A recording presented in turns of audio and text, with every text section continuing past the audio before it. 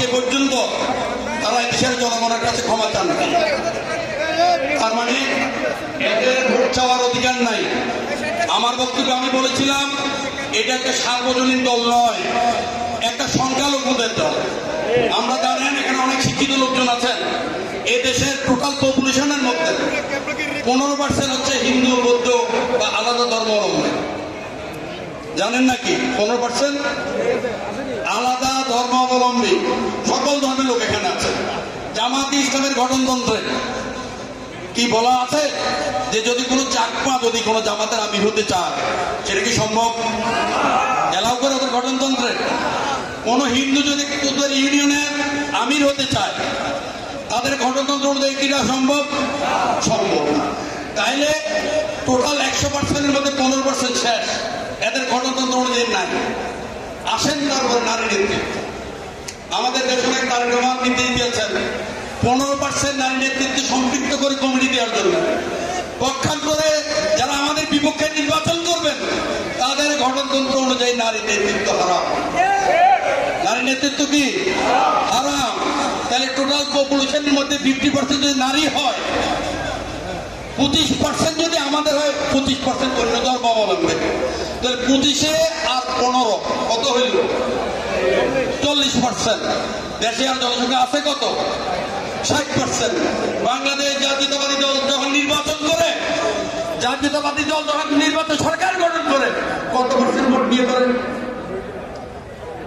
35%, 40% নিয়ে তো সরকার গঠন করে, করে কিনা? তাহলে ভোটের পার্সেন্টেজে তাদের অবস্থান কোথায়? সব মশার বিরুদ্ধে সুরক্ষা দিতে এলো বসুন্ধরা এক্সট্রিম অ্যারোসল। মশার বিরুদ্ধে এক্সট্রিম সুরক্ষা। তাদের অবস্থান কোথায়? আছে নাকি বাংলাদেশে? সুতরাং একটা সংখ্যালঘুদের দল তারা। তারা এই দেশের জনগণের নয়, এই দেশের নয়। কারণ প্রধান বক্তা আজকে বক্তব্য রেখেছেন, ওদের সৃষ্টি হয়েছিল 1941 সালে। কোথায় হয়েছে? দিল্লিতে, ইন্ডিয়াতে হয়েছে। 1947 সালে যখন পাক ভারত হয়, সেপারেট হয়, পাকিস্তান হয়েছিল মুসলমানদের স্বার্থের হলো বলে, তখনও তারা বিরোধিতা করেছেন, মুসলমানদের পক্ষে ছিলেন না। ছিলেন নাকি? 1971 সালে যখন যুদ্ধ হয়, শহীদ রাষ্ট্রপতি জিয়া রহমান যখন স্বাধীনতার ঘোষণা দেন, এই দেশের মানুষের অর্থনৈতিক মুক্তির জন্য ঘোষণা দিয়েছিলেন। এই দেশের মানুষের অর্থনৈতিক মুক্তির জন্য, এই দেশের মানুষকে ভালো রাখার জন্য, ভালোভাবে খাওয়ানোর জন্য 1971 সালেও তারা স্বাধীনতার পক্ষে ছিলেন না। ছিলেন? তাইলে মুসলমানের পক্ষেও না, দেশের জনগণের স্বার্থের অনুকূলেও না। তাহলে তারা কিসের জন্য রাজনীতি করে? শুধু ক্ষমতার জন্য? শুধু ক্ষমতার জন্য? আপনি 5 বছরের জন্য এখানে এমপি হয়েছিলেন, চৌদ্দগ্রামে শত শত ছাত্রদল, যুবদল, স্বেচ্ছাসেবক দলের নেতা কর্মীর বিরুদ্ধে মামলা দিয়েছেন, যারা আজকে দেশে নেয়, দেশান্তরিত। অনেকেই দেশ ত্যাগ করেছেন, শুধুমাত্র নিজের জীবন জীবিকার জন্য নয়, আপনার মামলা হামলাতে বাঁচার জন্য, আপনার ভাইয়ের যে বাহিনী আছে সে বাহিনী থেকে বাঁচার জন্য।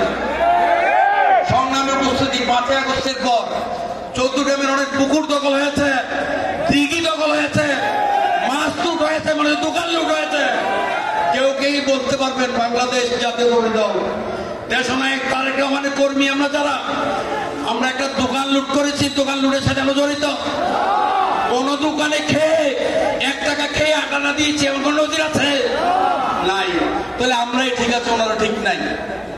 আজকে যারা নির্বাচনের এখানে যারা সিনিয়র নেতৃবৃন্দ আছেন, আমি আহ্বান জানাবো, গত সপ্তাহে আবার পত্রিকায় দেখলাম নেতা বক্তব্য দিয়েছেন 30 বছর একসাথে রাজনীতি করি, একসাথে সংগ্রাম করেছি, আন্দোলন করেছি, একসাথে নির্বাচন করেছি, একসাথে সরকারও চালিয়েছি, আমাদের সম্পর্কের কোনো ব্যত্যয় হয় নাই।